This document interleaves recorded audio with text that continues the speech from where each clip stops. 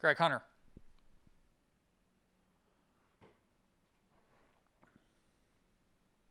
Go ahead, Greg. So, Gerad, just asked this of Neil as well. In terms of explosive plays, which you guys were so much better at this past Saturday than previous games, same thing I asked him. Organic in terms of how they come about, or how much can you dictate them through calls? Yeah, you know what? I'd be curious to hear Coach Brown's answer, so I'll make sure and go back and listen to it. But I think, I mean, and I'm really not dodging it at all, Greg. I think it's both, right? I mean, so if we do our jobs as parents and as coaches, you hope that your kids and your players take on some semblance of your personality. So if we're aggressive in nature, if we hold great responses and good results and bad, so on and so forth, you sure hope that your players and families kind of go on with that. So I think what happens is if we're aggressive in our approach, if we're demanding in our approach of us wanting to be more explosive and getting good results and being attacking, our guys will take on the same personality. So I think that's one piece of it, mentality. And then the next piece would be certainly that if we stick to what we're continuing to get better at and the things we believe our players are good at, they kind of happen, as you said, organically within the game. So a couple of those you saw happen in third downs, you know. And to be real honest with you, we probably would have seen the same result had we maybe played at the same level 2 weeks ago on some of those third down plays that we would want back. So it's really just a matter of making plays and then also continuing to have a mentality about us to be explosive. Michael Sussman, go ahead. Letty Brown has run the ball well throughout his entire career, but in this season, he seems like he's really evolved kind of as that bell cow every down back. Would you mind kind of speaking a little bit on his evolution as a player, sort of on the field, but also behind the scenes? Sure. I think, to be fair, I haven't got a chance to see his growth as much and only being here this year. And then you take away what's happened through our pandemic and not seeing anything in spring practice. I know on the time that I've been here, I think Letty has really, with the help of Coach Scott, really changed his practice habits. If you all were able to come see him practice and see how he practices and how the backs finish plays from the backfield or in the pass game, you would quickly be able to look and step back away from it and say, okay, I get why this guy's become a productive player. He's got great practice habits. He's learning how to be a practice player every day. And so then he gets to reap what he's sown because he's a tough tackle. He finishes plays vertically. He holds his lines in the run game and manipulates backers throughout his runs. There are a lot of things that are happening on purpose out there for him in a game, not by mistake. And it's little things that are created during practice that are paying off for him on game day, if that answers your question. John Antonic. Curious, turnovers are a big part of what they do. It was a big part in the Oklahoma State game last week. It was a big part of the West Virginia loss last year in the fourth quarter. It's a negative stat. How do you approach that as a coach with your guys? How do you address that with your guys?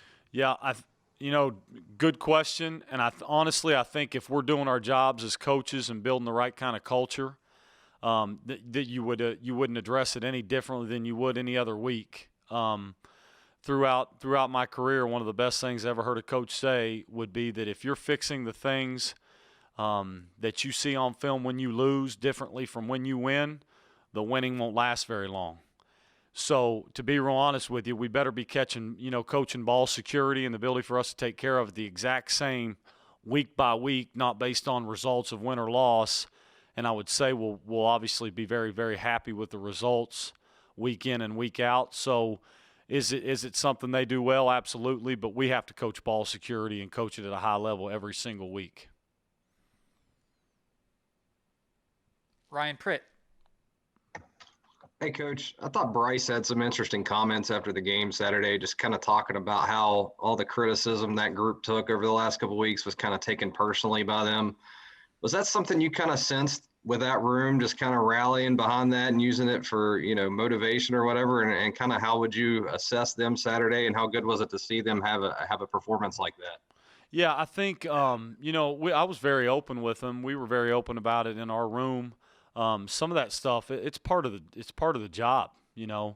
what I want to do is deflect most of it. It's all my responsibility first. Those guys took it personal, and they should. The mere fact is, if we'd have played at a high level, they wouldn't have had to take that on, and they know it. So they took it personal, and they should take it personal. And we also know that it's a very fleeting profession and activity we're in. So if we play well one week, but we don't play well the next, nobody remembers that. We've got a passionate fan base. We've got a fair fan base that expects us to play at a high level, and they want us to play well. They know that. I know that. But certainly, is there a good use for us to make sure we kind of rally around each other and make it about each other instead of an individual thing, or to start to kind of get away from the fray and avoid each other? That could be the worst thing that could happen. So I would answer your question and tell you that we absolutely did use it that way, to rally around each other and make sure that we play for each other and to respond the right way. And if we got motivated by some of those things from 2 weeks ago that allowed that to happen, then it was well worth it. Cody Nesper, you're next. Hey, Gerad, I wanted to ask you about Michael Laughlin. Just what have you seen from him this year? And then what role do you want tight ends to play in the offense? Yeah, good question. So Michael, along with TJ Banks, who's continued to become a good young player, we're really happy as a staff with our tight ends and how they're progressing. Listen, I like Michael. I think he's been eager to continue to grow his craft. And being at Penn State last year and being around Pat, who's one of the top tight ends, if not the top tight end in the country. I think Mike O knew that from coming from there. And it's pretty cool to be able to share some of the things about him that allowed him maybe to know what practice habits he wanted to change. He's taken those on with Coach Trickett. Those guys have done a great job building that room. And the way they're fitting run game, helping us in protection, and now becoming a pass threat. You saw him run with the football afterwards and keep his feet in the ground. And convert on a couple third downs over the last 2 weeks and really become a valuable piece of this. We're really celebrating that with him, and we want that room to continue to grow and keep headed the way it is, and it's really good to see him get to where he's going. Keenan Cummings. Hey, Gerad, how much flexibility does a guy like Winston Wright give you? It looks like you guys can use him all over the field and do a lot of different things with him.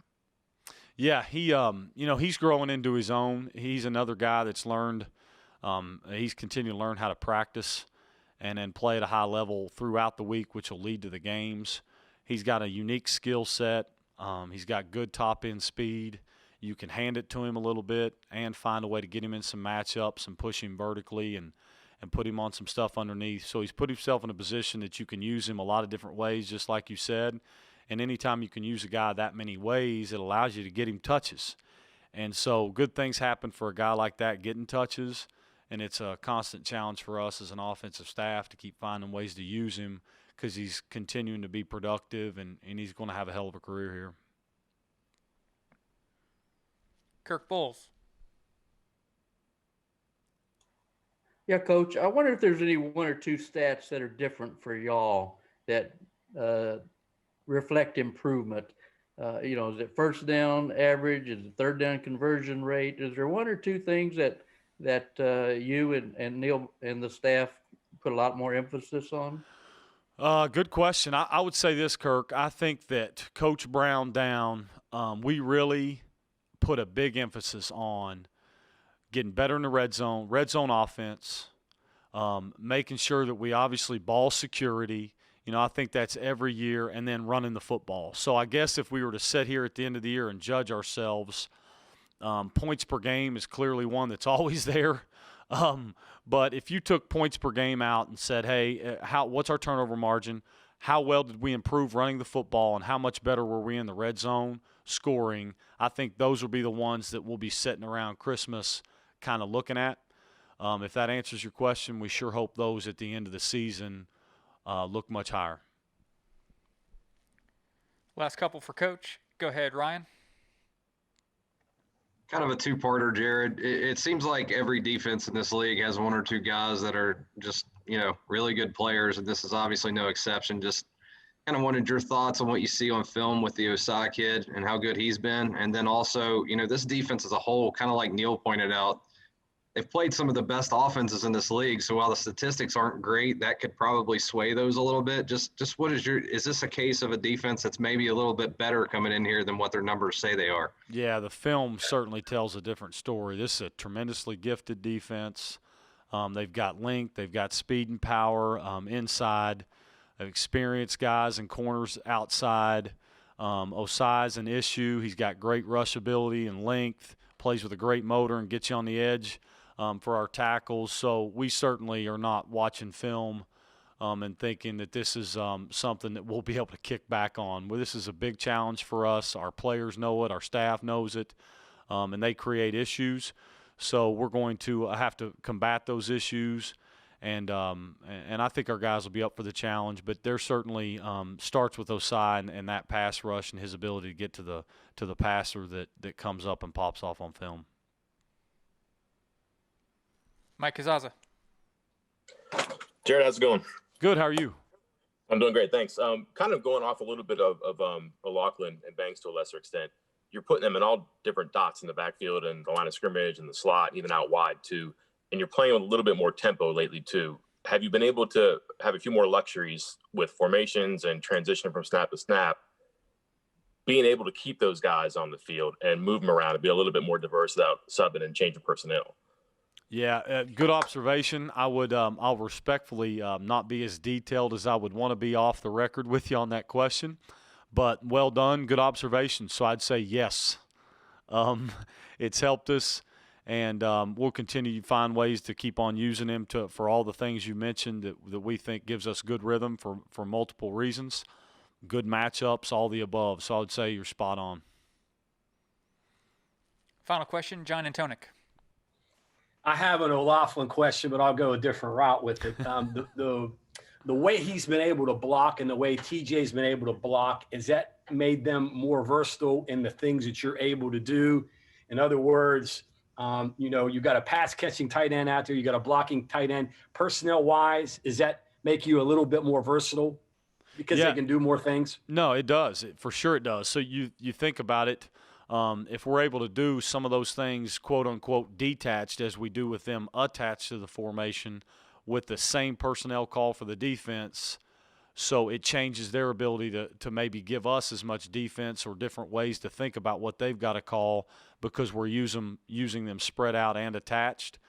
So we hope that continues to create issues because we're able to play in space and play in a box, if that makes sense.